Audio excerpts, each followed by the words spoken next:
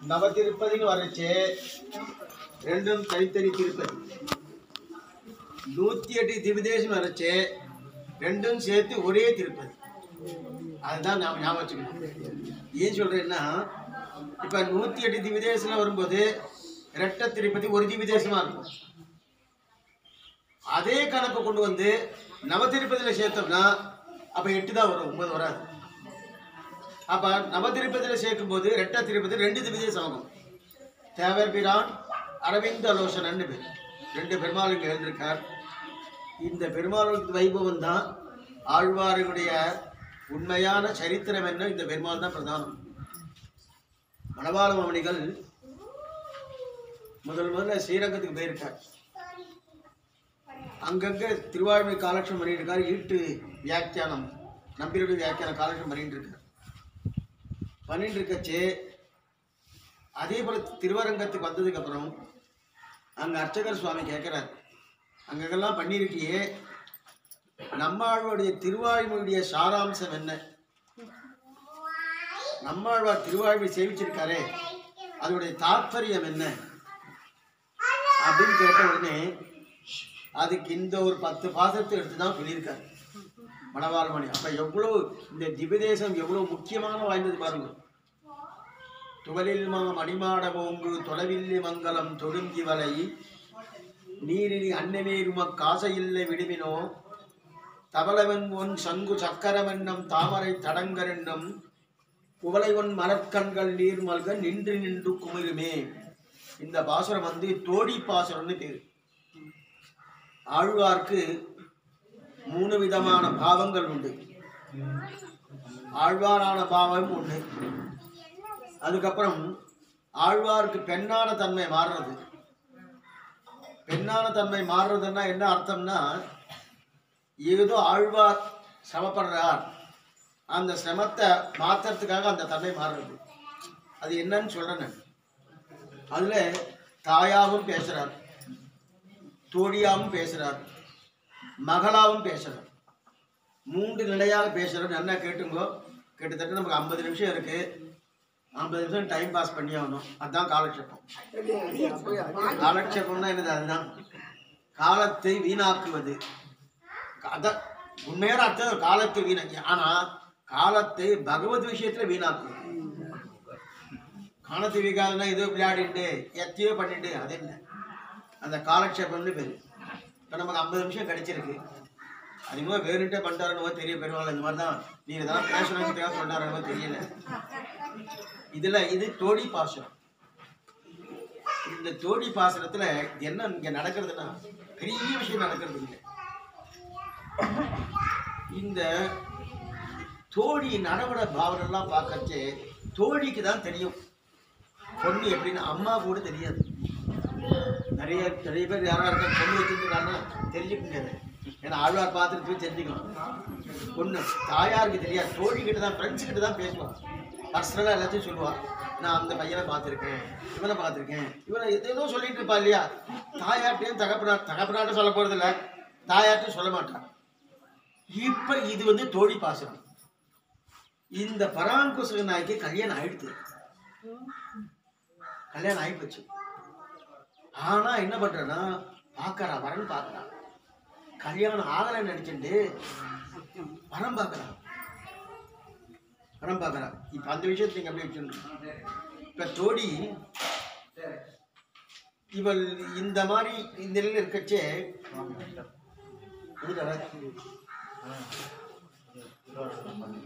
சுவாமி தெரிவிக்கலாம் இல்லையா? சாப்பிட போறேன். அடியே சாப்பிட போறேன்.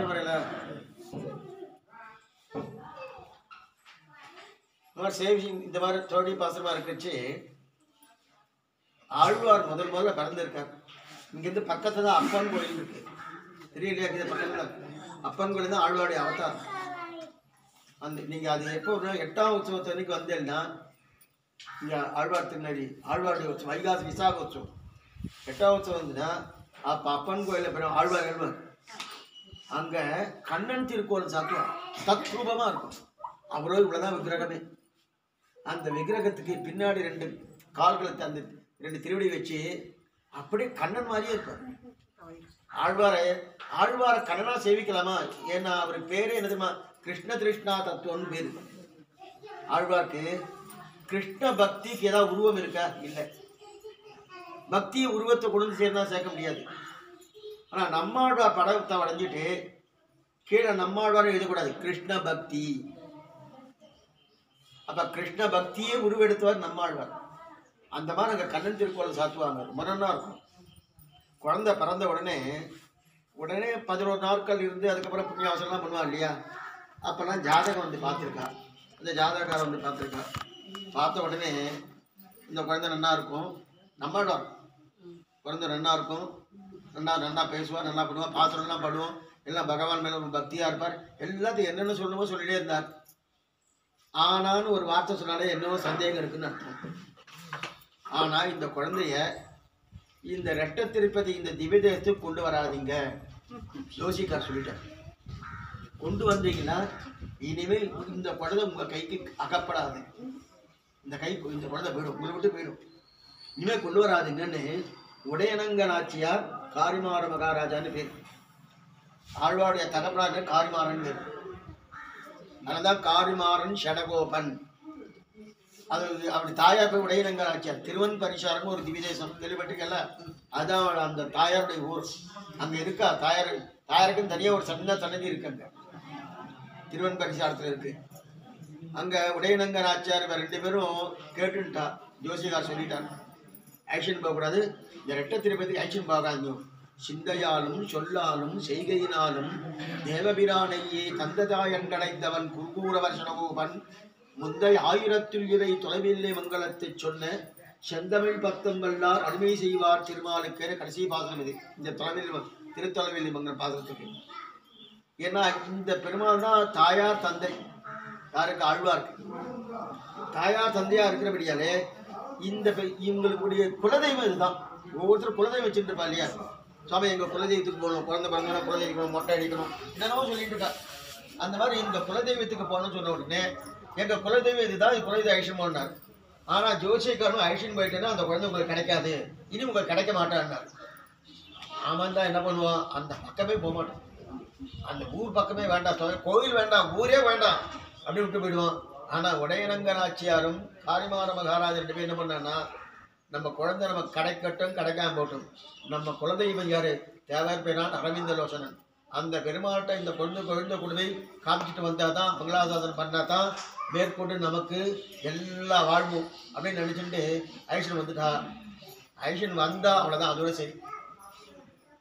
அதோட சரி நேராக புளிய மரத்துட்டு போய் ஞானபுத்திரியோட அந்த குழந்தை உட்கார்ந்து. அதுக்கப்புறம் அந்த தாயார் தகப்போட பேச்சுவார்த்தையே கிடையாது, எதுவுமே கிடையாது, யாரோடையும் பேசலை, கண்ணை மூடின்றது தான் குழந்தை. அதுக்கப்புறம் ஏதாவது ஆனால் அந்த குழந்தை 16 வயசு வரைக்கும் எப்படி வளரணுமோ வளர்ந்துட்டே இருக்கு. அன்னாகாரம் கிடையாது, எதுவுமே கிடையாது, தூக்கமாக அப்படியே கண்ணை மூடின்னு இருக்கு, ஞானபுத்திரியோடு இருந்துட்டு இருக்கு. அவ்வளோதான் தவிர குழந்தைக்கு எதுவுமே தெரியல. எல்லாரும் இது தெய்வ குழந்தை செவிச்சுட்டு போறாங்க தவிர இது இப்போ ஜோசியக்கார் சொன்ன மாதிரி ஆயிடுச்சு. அது நடந்த திவ்யதேசம் இந்த திவ்யதேசம், இந்த ரெட்ட திருப்பதி திவ்யதேசம் இல்லையா? இந்த திவ்யதேசம் தான் அது நடந்தது. அப்புறம் அந்த நடந்தபடியாக தான் இது இன்னும் நடந்திருக்கு. அது இது ஒன்று. இன்னொரு சரித்திரம் சொல்கிறேன். நீங்கள் வந்து இதெல்லாம் ஆழ்வார்த்தில சரித்திரமாக நடக்கிறது.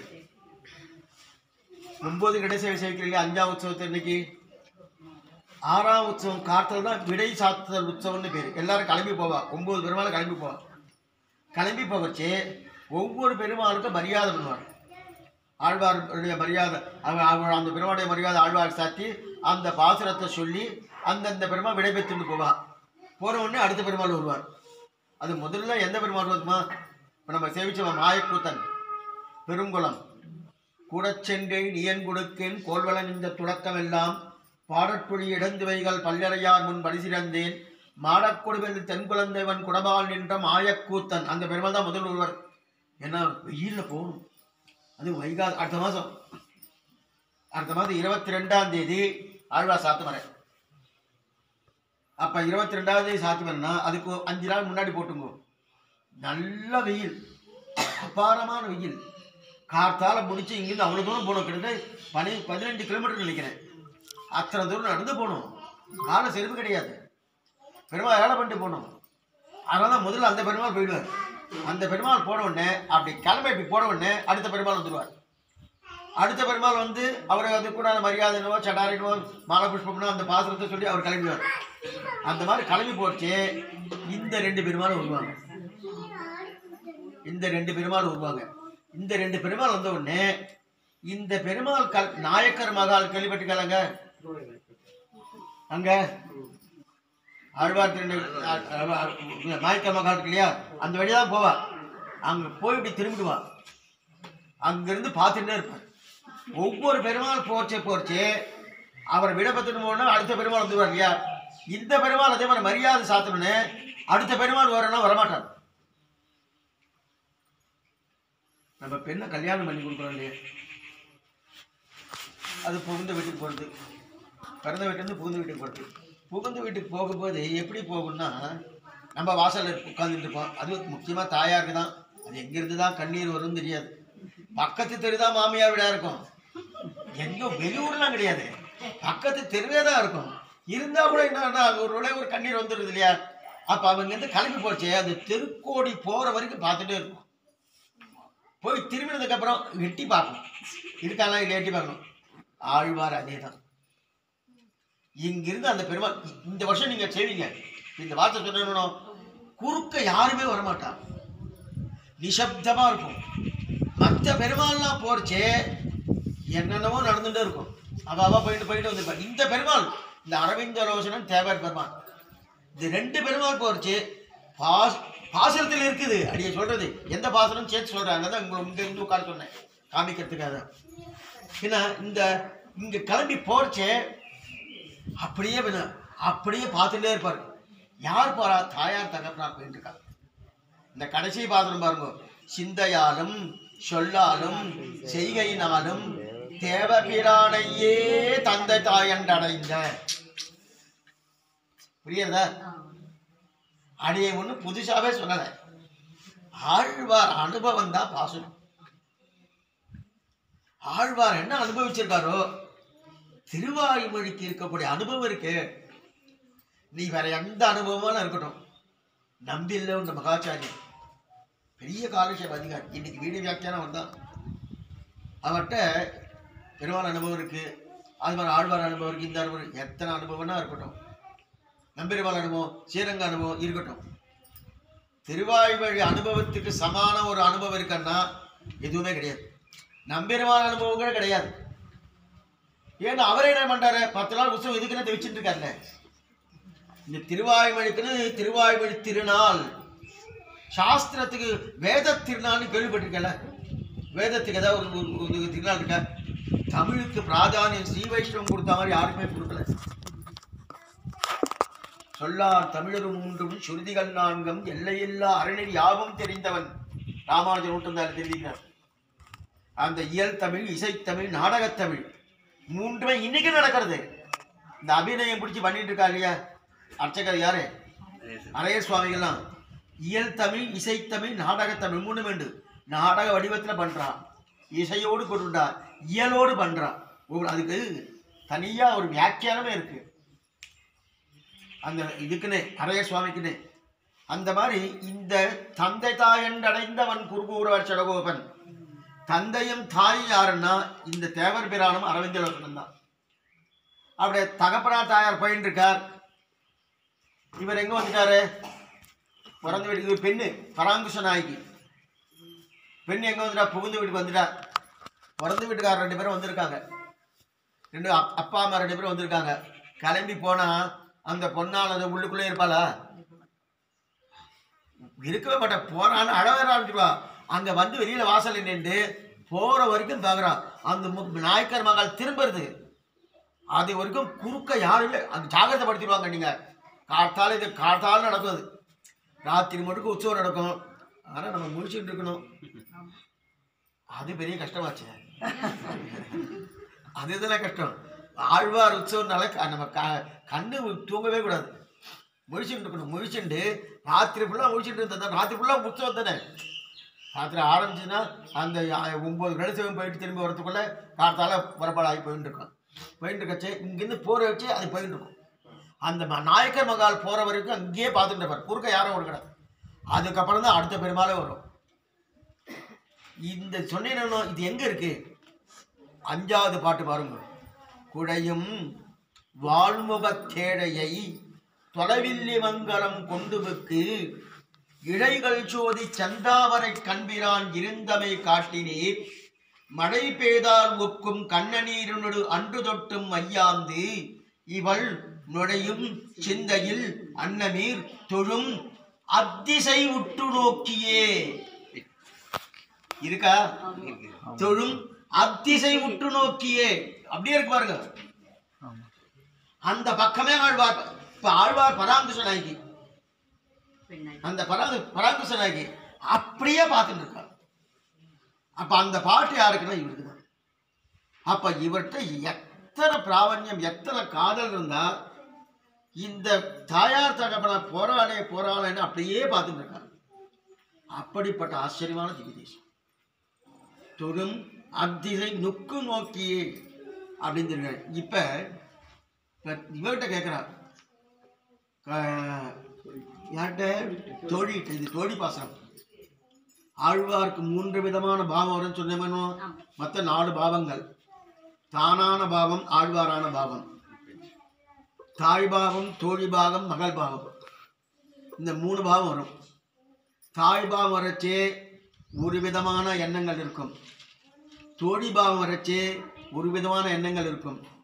மகள் பாவம் வரச்சே ஒரு விதமான எண்ணங்கள் இருக்கும். அது என்ன சுவாமி? அது என்ன மாறும்? எல்லாமே ஆழ்வார் தான். தோழினா ஆழ்வாரை தாண்டி இன்னொன்று கிடையாது. மகள்னா ஆழ்வாரை தாண்டி இன்னொன்று கிடையாது. தாயன்னா ஆழ்வாரை தாண்டி இன்னொன்று கிடையாது. அதே போல ஆழ்வார்னா ஆழ்வார் தான். எல்லாம் ஆழ்வார். அந்தந்த பாவம் வருது. அந்தந்த பாவம் வரைச்சு அதுக்கு தகுந்தாற்ப அவருடைய எண்ணங்கள் மாறுறது. இது எங்க சொல்லியிருக்கு? தாயன்னா என்ன, தோழி என்ன என்ன, மகள் என்ன என்ன. இப்போ கொஞ்சம் நீங்கள் இத்தனை நாள் கதை மாதிரி கேட்டுட்டீங்க. இனிமேல் கொஞ்சம் வேதாந்த விசாரம், வேத விஷயம் கொஞ்சம் சமமாக இருக்கும். ஆனால் ஒன்றும் கட்டமில்லை, எனக்கு புரியும்படி சொல்கிறேன். ஒரு பாவம் சொன்னேன் இல்லையா? தாய்னா ஒரு பாவம், மகள்னா ஒரு பாவம், தோழின்னா ஒரு பாவம். இந்த 3 பாவத்தை தான் திருமந்திரம் சொல்றது. திருமந்திரம் என்ன தெரியுமா? ஓம் நமகா நாராயணாய. யாராவது சமாசனம் பண்ணிக்கலன்னா இனிமேனாவது பண்ணிட்டு இருக்கணும். அது என்னை யாரையும் வற்புறுத்தலை. ஏன்னா ஆழ்வாருடைய சம்பந்தம் இருந்தாலே நமக்கு இனிமேல் அடுத்த ஜென்மா கிடையாது. அந்த ஆழ்வார் சம்பந்தம் இருக்கணும். ராமானுஜ சம்பந்தம் ஆழ்வார் சம்பந்தமா சுவாமின்னா? ஆழ்வார் தான் ராமானுஜர். மாறன் அடிபணிந்து. அப்ப மாறன் திருவடி யாரு? ராமானுஜர் தானே. அதனால ஆழ்வார் சம்பந்தம் சொன்னாலும் சரிதான், ராமானுஜ சம்பந்தம் சொன்னாலும் சரிதான். அந்த சம்பந்தம் இருக்கணும். இப்ப விஷயம் சொல்றேன். ஏன்னா திருமந்திரம் சொல்லணும்னாலே அந்த சம்பந்தம் இருந்தா அது நல்லது. திருமந்திரத்தில் 3 விதமான பதங்கள் இருக்கு. 8 அக்ஷரங்கள், 8 எழுத்துக்கள், 3 பதங்கள். அந்த 3 பதங்கள் தான் தாய், மகள், தோழி. புரியுதா? அதுல எது தாய், எது மகள், எது தோழி? 3 பதங்கள் எது?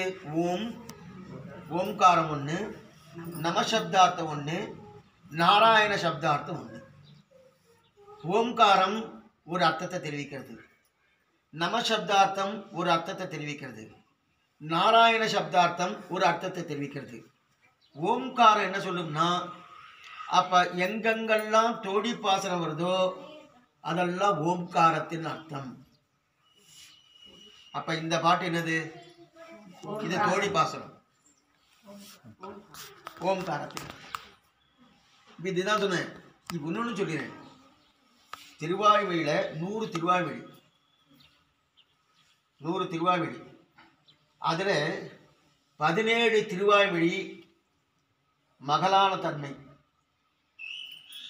100 திருவாய்மொழியில 17 திருவாய்மொழி மகளான தன்மையோடு பாடியிருக்கார். 7 திருவாய்மொழி தாயான தன்மையோடு பாடியிருக்கார். 3 திருவாய்மொழி தோழியான தன்மையோடு பாடியிருக்கார். அப்ப மகளான தன்மை 17. அதுக்கப்புறம் தாயான தன்மை 7, தோழியான தன்மை 3. 27 திருமால்வழி தானான தன்மையை விட்டு பெண்ணான தன்மையில பாடியிருக்கார். அப்ப 100ல 27 போச்சுன்னா மிச்சம் எத்தனை இருக்கு? 73 திருவாய்மொழி தானான தன்மையோடு பாடியிருக்கார். வீட்டுக்கு போயிட்டு புஸ்தகத்தை எடுத்து பார்க்கணும். புஸ்தகத்தை எடுத்து பார்க்கணும். என்ன என்ன இந்த மாதிரி இது சரி அங்கங்கே போட்டிருக்கோம். இது தோழி பாசனம், இது மகள் பாசனம், இது தாய் பாசனம்னு அந்த பாசனம் ஆரம்பத்துக்கு மேலே போட்டிருப்பாங்க. அந்த பழைய காலத்து புஸ்தகம்லாம் போட்டிருக்கு. அதில் பார்த்தீங்கன்னா 17 மகள் பாசனம், 7 தாய் பாசனம், 3 தோழி பாசனம். தோழி என்ன பண்ணுவா, தாய் என்ன பண்ணுவா, மகள் என்ன பண்ணுவா, அதுதான் இப்போ திருமந்திரம் சொல்றது.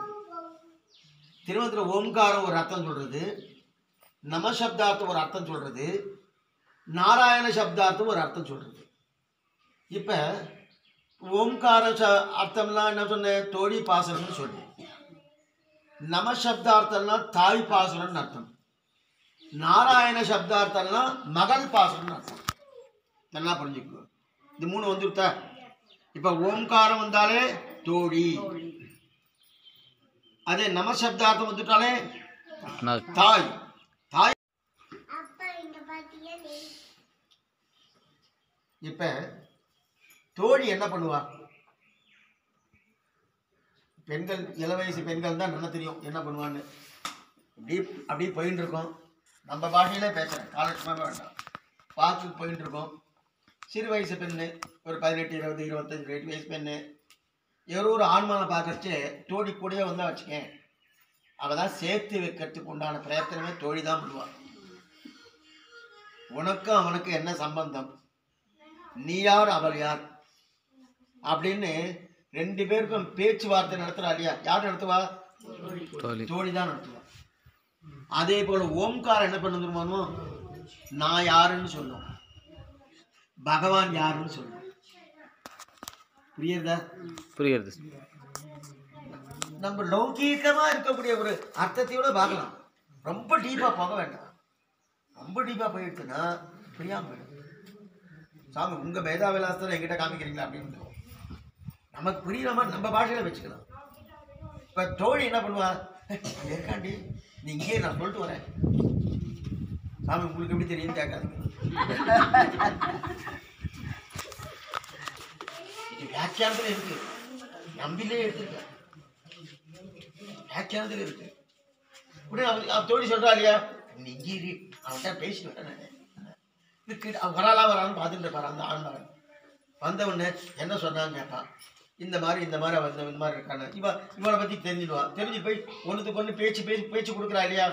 இவளை பத்தி அவன்கிட்ட நல்லது விஷயம் சொல்லுவான், அதை பத்தி இவட்ட நல்லது விஷயம் சொல்ற இல்லையா? அது பண்றது யாரு? தோழி தான் பண்ணுவான். அந்த தோழி பண்றதுனாலே அதே காரியத்தை தான். அப்ப ஓம்காரம் என்ன சொல்லுன்னா, நான் யாருன்னு சொல்றது, பகவான் யாருன்னு சொல்றது. நான் யாரு? ஜீவாத்மா. ஜீவாத்மா மட்டும் இல்ல, நான் பகவானுக்கு அடிமை. பகவான் சுவாமி, நான் தாசன்.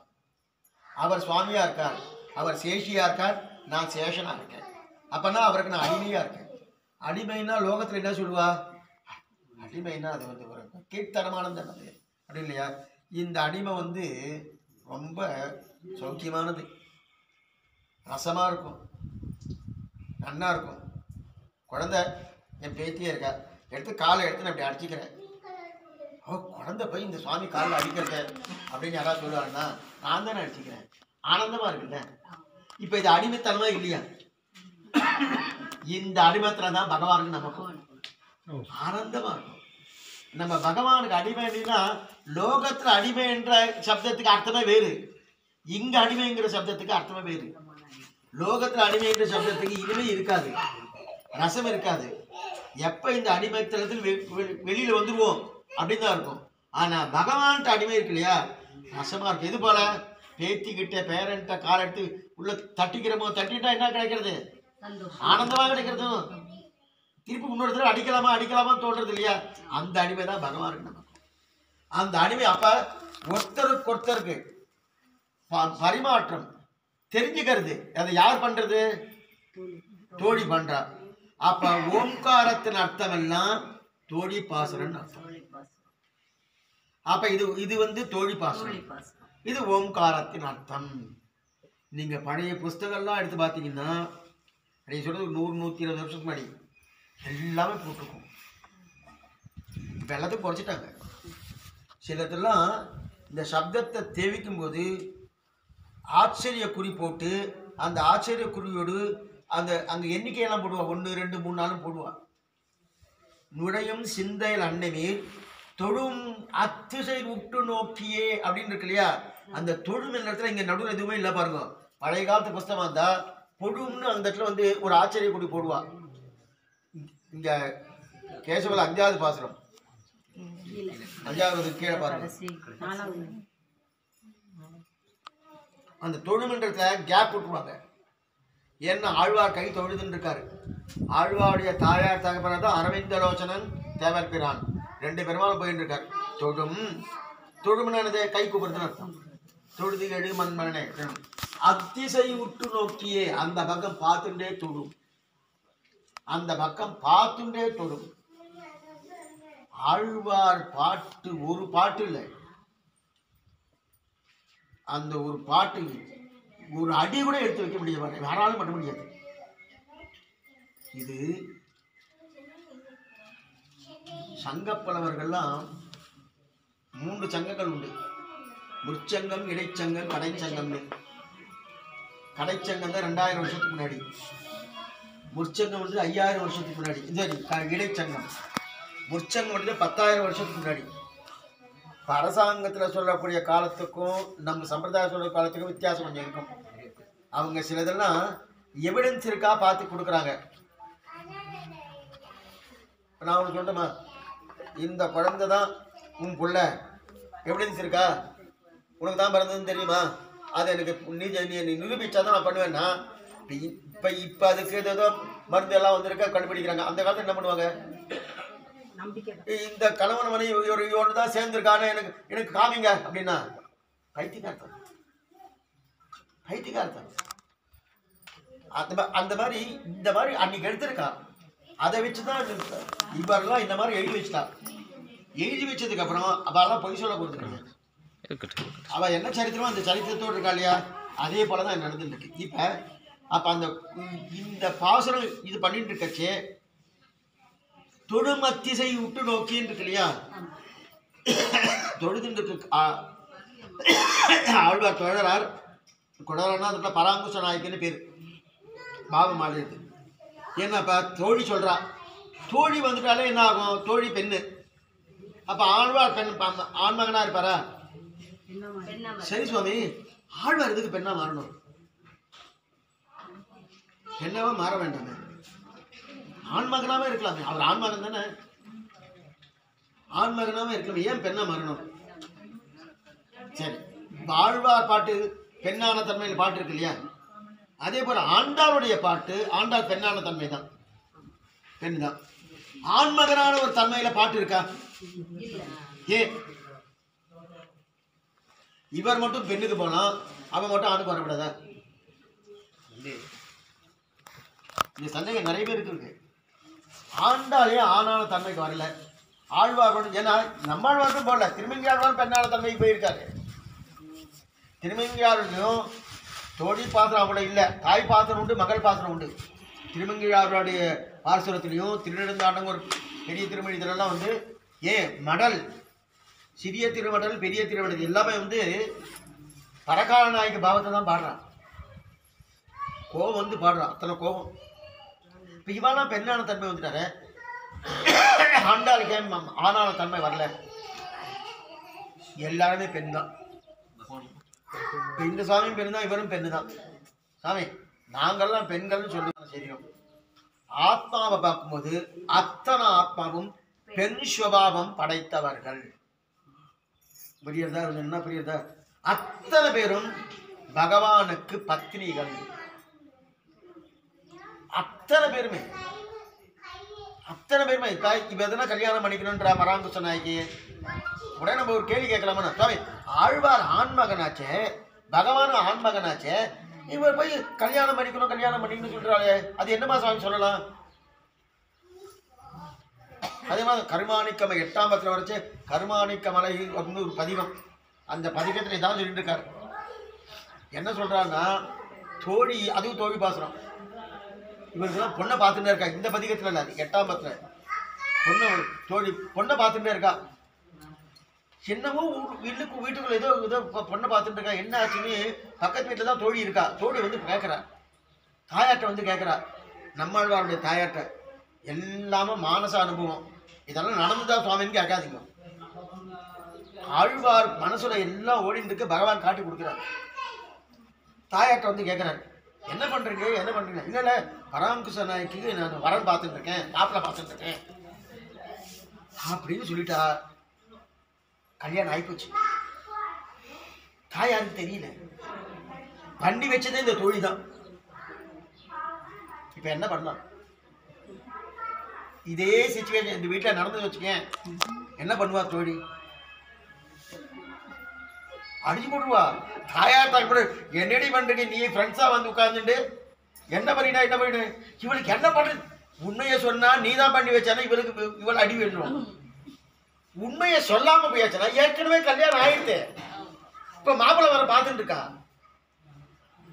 என்ன பண்றதுன்னு புரியல. இது 8ஆம் பத்துல கேட்டு இருக்கா. என்ன பண்றது யோசனை பண்றா. யோசனை விட்டு தாயாட்ட கேட்கிறா, ஏன் இப்ப கல்யாணம் பண்ணி பாக்குறேன்? வயசாயிருது, 5 வயசு ஆயிடுச்சு, பொண்ணு பார்க்க வேண்டாமா, பையன் பார்க்க வேண்டாமா பொண்ணுக்கு, பராங்குச நாய்க்கு அப்படின்னு தாயார் சொல்லிட்டு இருக்கா. எல்லாரும் தாய் தாப்புறானா உட்காந்து பேசிட்டு இருக்காங்க. இப்ப கிட்டக்க முள்ள வந்து காது கிட்ட வந்து சொல்றா, இந்த பொண்ணு நடவுட பாவனை பார்த்தாலே கொஞ்சம் ஒரு மாதிரியா இருக்கு. என்ன அப்படின்னு கேட்கிற தாயார். ஏன்னா தோழிக்கு தானே எல்லாம் தெரியும். அப்படித்தானே பார்த்து சொன்னோம், தோழிக்கு தான் எல்லாம் தெரியும். நடவுட பாவனை பார்த்தா ஏதோ ஒரு மாதிரியா இருக்கு. என்ன அப்படின்னா, என்ன சொல்ற தோழி, என்ன நீ சொல்லிட்டு இருக்க அப்படின்னா, கல்யாணம் ஆன மாதிரி இருக்கே நைட்ஸ் அப்படி போடுறான். இத்தனையும் வியாக்கியம் அந்த பாட்டுல இருக்கு. கல்யாணம் ஆன மாதிரி இருக்கேன்னு என்ன சொல்ற நீ அப்படின்னு தாயார் கேட்கிறா. இல்ல, அவன் நடவடையெல்லாம் பார்த்துக்கோ. கல்யாணம் ஆகிறதுக்கு முன்னாடி ஒரு மாதிரி இருப்பா, இப்ப கல்யாணம் ஆனதுக்கு அப்புறம் ஒரு மாதிரியா இருக்கா அப்படின்னா. இதெல்லாம் வியாக்கியானத்துல இருக்கு. கல்யாணம் ஆகலைன்னா இந்த பெண்கள் தினம் தெரியுமா தெரியாது அடிய சொல்கிறேன். இந்த முடி இருக்கு இல்லையா, முடி நல்லா வளர்த்துப்பா, முடியை தொங்க விட்றான்னு வச்சுக்கேன், கல்யாணம் ஆகலைன்னு அர்த்தம். முடியை சுட்டின்ட்டா வச்சுக்கேன், கல்யாணம் ஆயிடுச்சுன்னு அர்த்தம். இன்னைக்கு இருக்கா சில பேர் இன்னைக்கு பண்றா அந்த மாதிரி. அவன் நடவடெல்லாம் பாரு, முடியை சுத்தி வச்சுட்டு இருக்கா. தோழி சொல்றா, முடி சுத்தி இருக்காது. ஆமா, தாயார் கேட்கிற, நானே இப்பதானே பாக்குறேன், ஏன் இந்த மாதிரி இருக்கு? 2வது கிட்டக்கு போய் பாரு, துளசி வாசனை வருது பாரு, அவளுடைய உடம்புல துளசி வாசனை வருது பாரு. ஒவ்வொன்னா சொல்லிகிட்டே வரா. சொல்லிட்டே வரச்சே இப்ப தாயாருக்கு என்ன பண்றதுன்னு புரியல. என்ன பண்றதுன்னு எங்களுக்கு புரியல. என்ன அப்பனா கல்யாணம் ஆயிடுச்சுன்னு சொல்றியா? இல்ல, அவன் நடவுடன் பாவனை பார்த்தா அப்படித்தானே இருக்கு, அவன் நடவுடன் பாவனை பார்த்தா அப்படித்தானே இருக்கு அப்படின்னா ஆயிடுச்சுன்னா, இல்ல நல்ல வரனா இருப்பானா, நல்ல பையனா இருப்பானா, இதெல்லாம் நீ கல்யாணம் ஆகிறதுக்கு முன்னாடி கேட்டுக்கணும், முடிச்சதுக்கு அப்புறம் கேட்டுக்கணும்.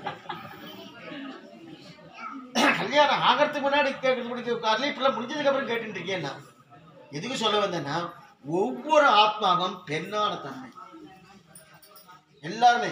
இப்ப நான் ஆணுன்னு வச்சுக்க, சரீரம் அந்த உடம்பு தான், இந்த ஆத்மா அது பெண்.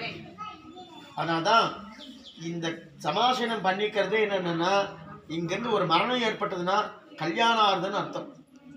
நம் சம்பிரதாயம் பிரகாரம் மரணம் ஏற்பட்டு இந்த ஜீவாத்மா கிளம்பி போறதுன்னா பகவானோடு திருக்கல்யாணம் ஆயிடுத்து. அதனால்தான் ஸ்ரீ வைஷ்ணவம் அழறது கிடையாது. கிளம்பி போயிடுச்சுன்னா அழுவான்னு அழமாட்டான். பராசர பட்டர் ரொம்ப சீக்கிரமா திருநாட்டுக்கு எழுட்டார். அவர் இருக்கச்சே திருநாட்டுக்கு எழுட்டார். எழுந்த உடனே வேதவியாச பட்டர் அவருடைய தம்பி, அவர் என்ன பண்ணார், இந்த வேதவியாசப்பட்டர் அண்ணா போயிட்டாரு அழ ஆரம்பிச்சார். இப்போ தாயார் சொல்றா, முன்னாடி ஸ்ரீவை கொண்டு போயிட்டாரு உனக்கு பொறாமையில் ஆடறியான்னு கேட்டேன். ஒரு தாயார் கேட்கிற வார்த்தையா, முன்னாடி ஸ்ரீவை கொண்டு போயிட்டாரு பொறாமையால் ஆடறியான்னு கேட்கிறார். இவரோட தாயார் ஆடணும். ஏன்னா பகவானோட கல்யாணம், ஒரு கல்யாணத்துல யாராவது அழுவாளா? அப்ப எல்லா ஆத்மாவுமே பெண்ணா. அப்ப அதுதான் மணிவள்ளி பேச்சு வந்தேரி அன்றுன்னு தெரிவிப்பார். நேற்றுக்கு ஒன்று சொன்னேன் இல்லையா, மணிவள்ளி பேச்சு வந்தேரி அன்று. மணிவள்ளி பேச்சுன்றது பெண்ணான தன்மை. அது வந்தேரினா ஒரு காரணத்தை முன்னிட்டு கொண்டு வந்தது கிடையாது, இயற்கையா இருக்குது. அப்ப பெண்ணான தன்மை எல்லாருக்கும் இயற்கை, எல்லாருக்குமே இயற்கை. எடுத்துக்கொண்ட உடம்பு தான் ஆண் பெண் வித்தியாசம். புரியுது? எடுத்துக்கொண்ட உடம்பால தான் வித்தியாசம். தவிர ஆத்மால இது ஆண் ஆத்மா, இது பெண் ஆத்மா கிடையாது. எல்லா ஆத்மாவும் பெண்ணான சுபாவம், எல்லா ஆத்மாவும். அதனால்தான் ஆழ்வார்க்கு நாய்க்கா பாவம் வருது, ஆழ்வார்க்கு பெண்ணான பாவம் வருது, ஆழ்வார்க்கு மகளான பாவம் வருது, ஆழ்வார்க்கு தோழியான பாவம் வருது. ஆண்டாளுக்கு ஆணான பாவம் வராதுன்னா வராது. ஏன்னா இயற்கை என்ன இருக்கு, புரியுது? அதனால்தான் அப்ப அதனால்தான் மணவாளமல் தன் உபதேசத்தின் மாலை தெரிவிக்கிறார் பாருங்க. பெரியாழ்வார் பெண் பிள்ளையா ஆண்டாள் பிறந்த திருவாடி பீரத்தின் திருமை இது ஒண்ணு. அதுக்கப்புறம் அதுக்கு முன்னாடி இன்னும் திருவாடி பூரம் எமக்காக வந்தோ இங்கு ஆண்டாள் அவதரித்தால் உண்ணாத வாழ்வான வைகுந்தவான் போகந்தன் வெகுந்த ஆழ்வார் திருமங்களாராய். பெரியாழ்வார் பெண் பிள்ளை ஆண்டாள் பிறந்த திருவாடிப்புறத்தின் சீமை அஞ்சி கொடுக்குற சந்ததியாய் ஆழ்வார்கள் தம் செயலை விஞ்சி நிற்கும் தன்மையலாய். ஆழ்வாருடைய செயலை காட்டில் இவருடைய செயல் விஞ்சி இருக்கு. ஆழ்வார்கள் 10 அடி பாயிறான்னா இவர் 40 அடி பாயிறார். என்னன்னா இயற்கையாகவே பெண்ணான தன்மை வெட்ட உண்டு. ஆழ்வார்களுக்கு ஆணான தன்மை இயற்கை கிடையாது கூட. ஆனா என்னன்னா உடம்பு ஆண்தனை, உடம்பு ஆணான உடம்பு, பெண்ணான உடம்பு கிடையாது. அது திருவேணி உடம்பு இதுன்னு. ஆனா அது கூட கிடையாது ஆண்டாளுக்கு. அதனால்தான் ஆழ்வார்கள் தம் செயலை விஞ்சி நிற்கும் தன்மை தான் தெரிவிக்கிறார். அப்படி இருக்கச்சு இப்ப இந்த தோழி மகள் பாசுரத்தை வந்துடுறேன். இந்த தோழி மகள் பாசுரத்துல தோழி தான் காட்டி கொடுக்குறான். அங்க இருக்கான், நான் அழைச்சு வரேன் அப்படின்னா எல்லாம் ஆயிடுத்து. சரி, 2 பேருக்கும் ஒருத்தருக்கு ஒருத்தர் பேசினாச்சு. காதலன் காதலி பராங்குச நாயக்கும் பகவானுக்கும் என்ன பண்ணணுமோ அதை பண்ணிட்டா, தோழி பண்ணிட்டா. பண்ணி முடிச்ச உடனே இப்ப தாயார்ட்ட இந்த விஷயம் போகணும். தாயார் ஒத்துப்பாளா?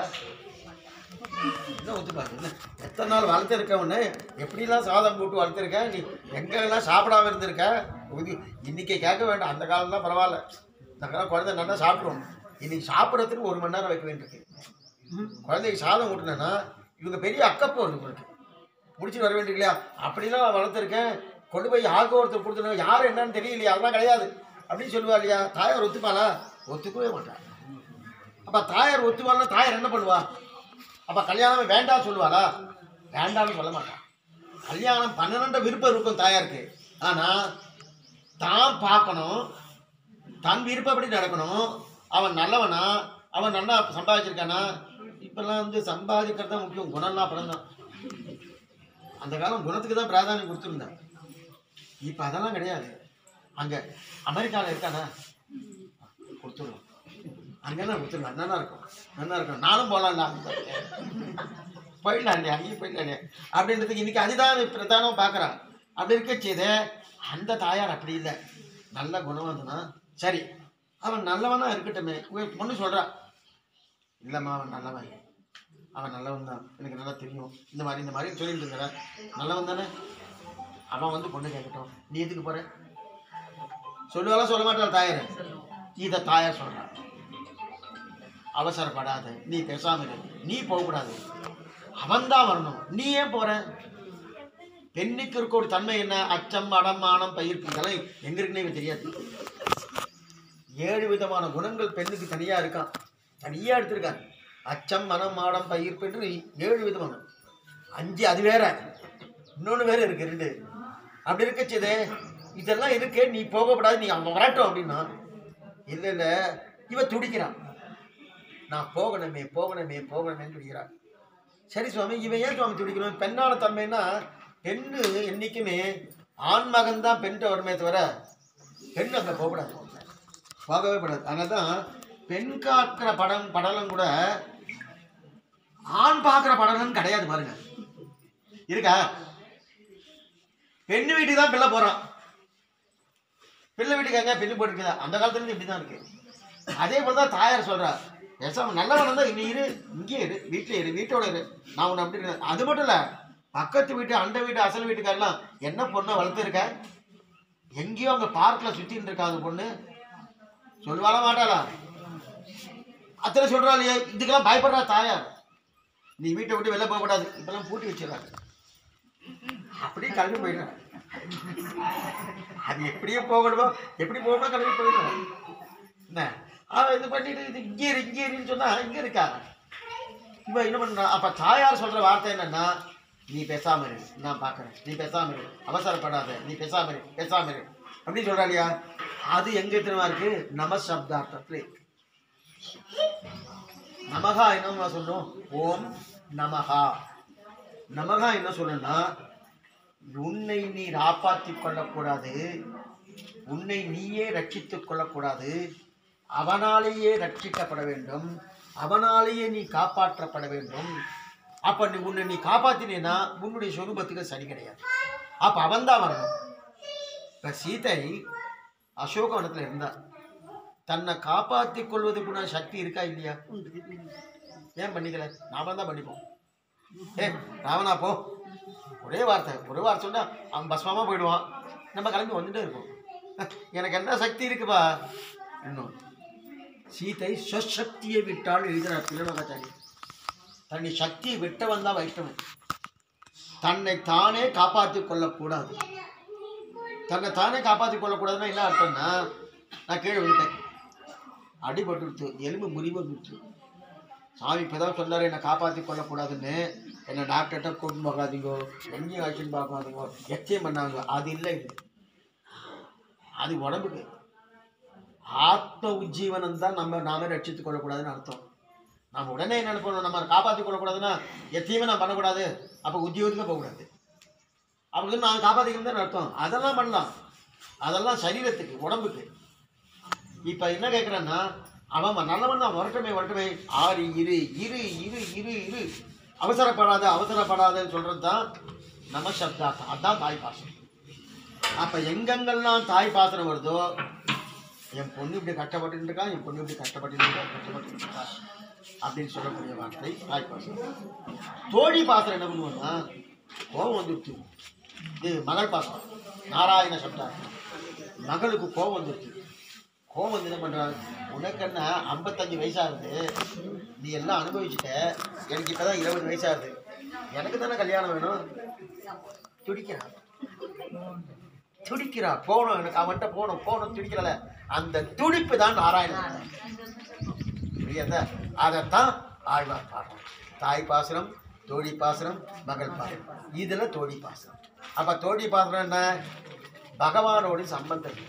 அந்த சம்பந்தத்தை தான் தொழும் அத்திசை உற்று நோக்கின்னு தெரிவிக்கிறார். பெருமாள் சிகிச்சை.